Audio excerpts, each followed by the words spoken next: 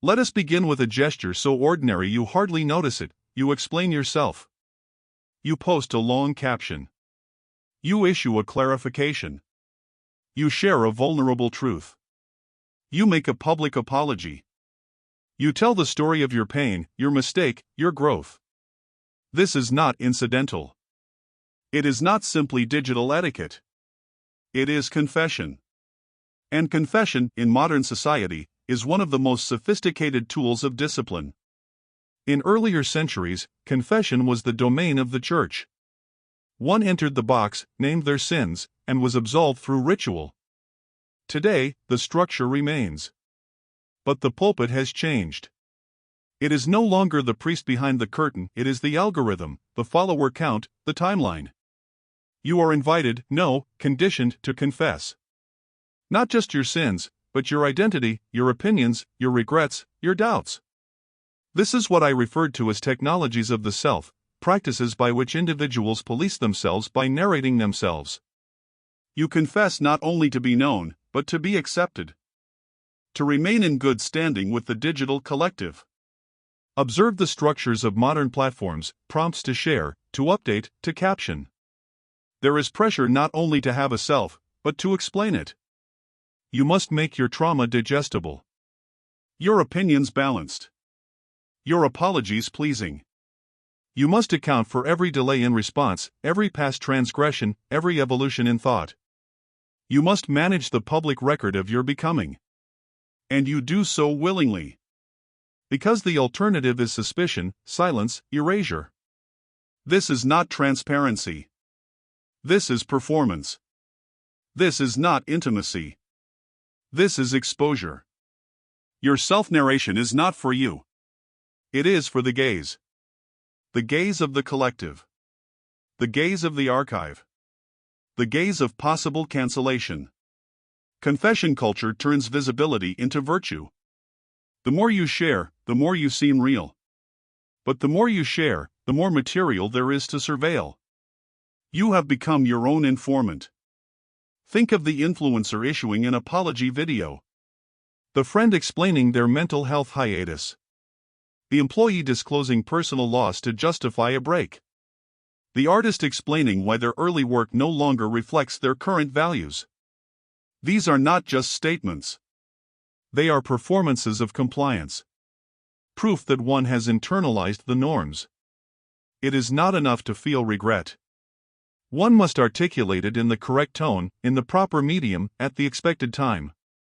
Confession becomes a currency of moral legitimacy. But what does it cost? The more we narrate ourselves for others, the more we lose the self that belongs only to us. We become terrified of being misunderstood. We pre-explain.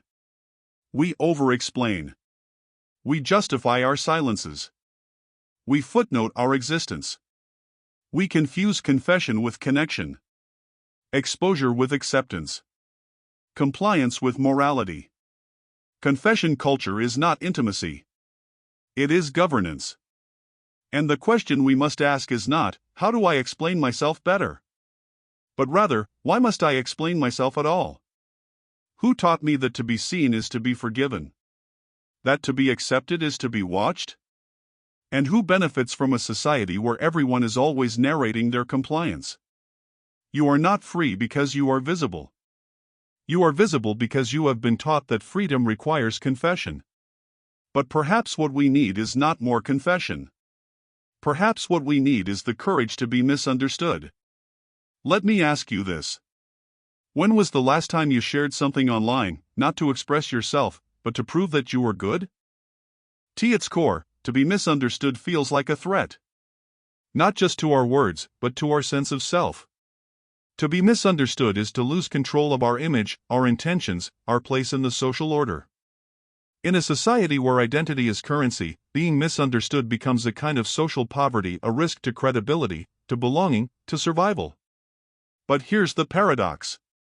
The more we try to control how we are understood, the less we are actually free. And what if being misunderstood is simply part of life? What if freedom includes the right not to be legible to everyone? Once, privacy was a right.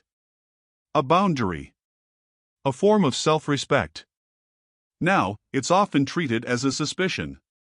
If you don't post, what are you hiding?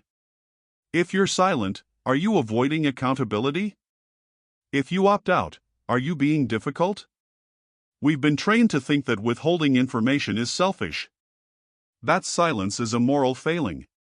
But this is the language of surveillance culture, not freedom. What we're seeing is a new kind of social contract. You owe me access to your inner life in exchange for approval, likes, trust, belonging. That is not connection. That is compliance. Why do we feel the need to explain ourselves?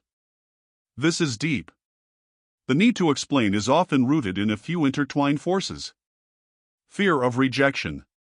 We fear that if people don't get us, they'll abandon us, cancel us, label us. So we preempt the judgment by confessing first. We have a desire for control.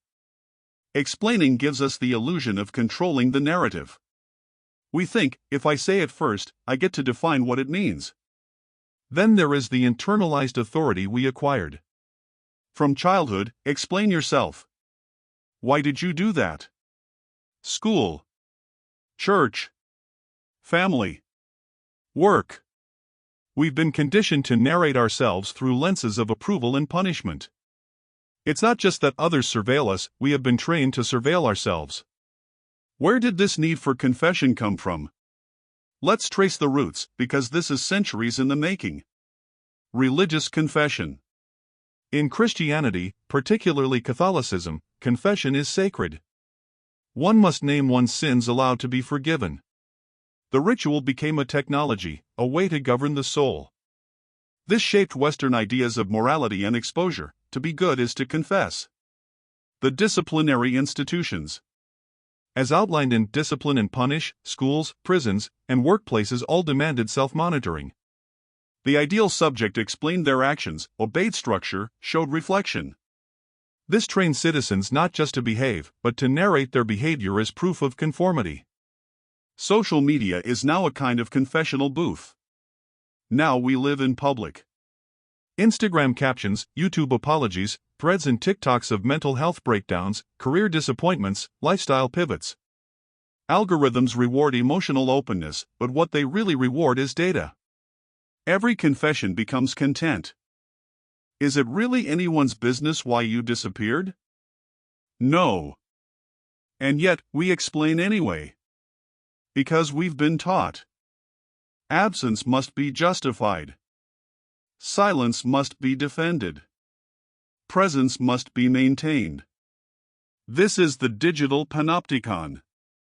You are always visible, and you must account for every blink of invisibility. Even to people you do not know. Even to people who do not love you. Even to people who may not care. What's the deeper truth? The truth is, we are seeking validation for our existence. And we've been taught that validation must be earned through explanation. Let me tell you who I am. Let me show you I'm worthy. Let me prove I'm good. But is that the kind of selfhood we want? To be a constant explainer? To curate our humanity for public consumption? What might resistance look like? Silence as sovereignty. You don't have to explain. You don't have to caption. You don't have to speak just because the platform gives you space.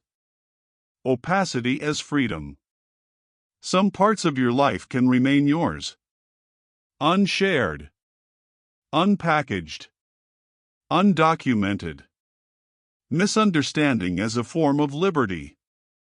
Not everyone will get you. That's okay. That doesn't make you wrong. Disconnection as healing. You do not owe strangers explanations. You do not need to confess to be whole. What if privacy is not a loss of connection, but the beginning of a different kind of integrity?